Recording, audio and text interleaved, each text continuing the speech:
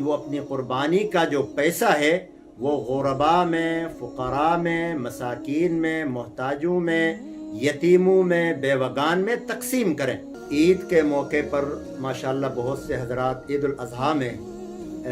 واجب قربانی تو کرنا ہے جو کہ واجب ہے،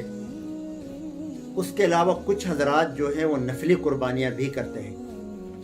تو اس موقع پر میں ان حضرات سے گزارش کرنا چاہوں گا کہ نفلی قربانی کرنے کے بجائے آپ ان لوگوں کی مدد کریں، ان کا تعاون کریں جو مجبور ہیں، لاچار ہیں، جن کے گھر میں کھانے کو کچھ نہیں ہے، جو قرضوں کے بوجھ تلے دبے ہیں،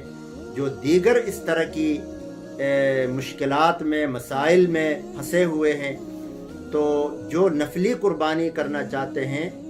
وہ اپنی اس نفلی قربانی کی رقم کو انہیں دے دیں، ان کی حاجت پوری کریں، ان کے گھر کا خرچہ لائیں، ان کو بلکہ دے دیں، وہ خود اپنی ضروریات پوری کرنا جانتے ہیں، وہ خود اپنی ضروریات پوری کریں گے۔ اس لیے جہاں بہت سے حضرات ماشاءاللہ صاحب حیثیت لوگ عید پر جیسے ان کی عادت ہوتی ہے قربانیاں کرتے ہیں، 2 3 4 تو یہ اچھی ایک بات ہے، قربانی کرنا چاہیے،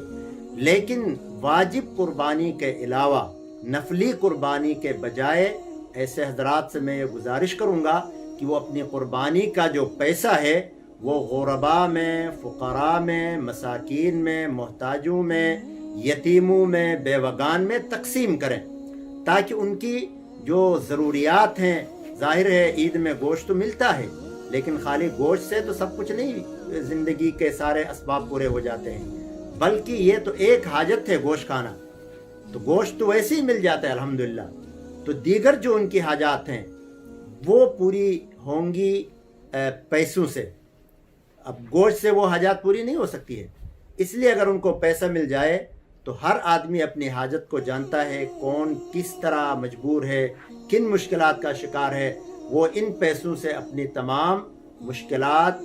حل کر سکتا ہے، پریشانیوں کا حل ڈھونڈ سکتا ہے، اپنی حاجات خود پوری کر سکتا ہے۔ اس لیے میں آپ تمام حضرات سے یہی عرض کروں گا کہ وہ نفلی قربانی کے بجائے محتاج، مجبور، معذور، یتیم، بیوگان، مسکین کی مدد کریں۔ مفتی شفیع الرحمان کے یوٹیوب چینل کو سبسکرائب کریں اور بیل آئیکن پر کلک کریں۔